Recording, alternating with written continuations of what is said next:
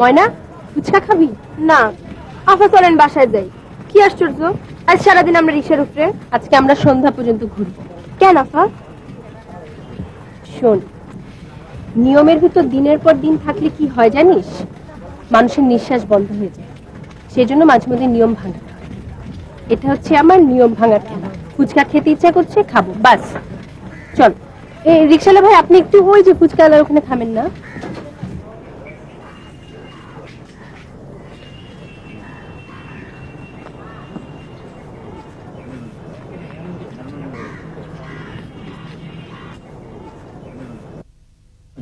শুনেন, 2 প্লেট ফুচকা দিন তো, ঝাল বেশি করে দিবেন। হ্যাঁ,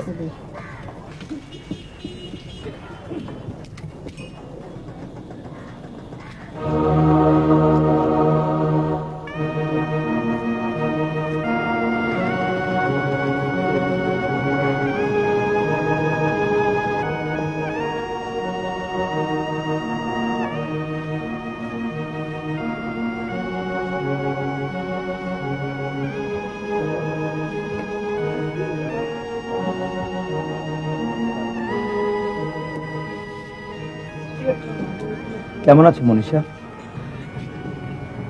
জি ভালো। ইরা, মনীষা হচ্ছে আমার একজন ছাত্রী। মাস্টার হবার কত সুবিধা, যেখানে সেখানে রূপবতী ছাত্রী পাওয়া যায়। আপা, আপা, আমি কিছু খাবো না। থাক, আমিও খাবো না। আচ্ছা শুনেন, আমাদের চটপটি লাগবে না।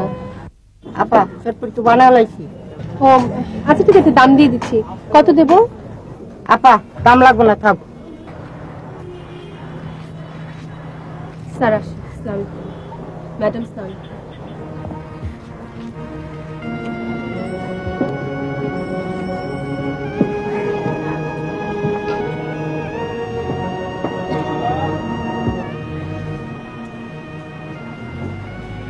তোমার ছাত্রী তোমাকে দেখে পালিয়ে গেল কেন?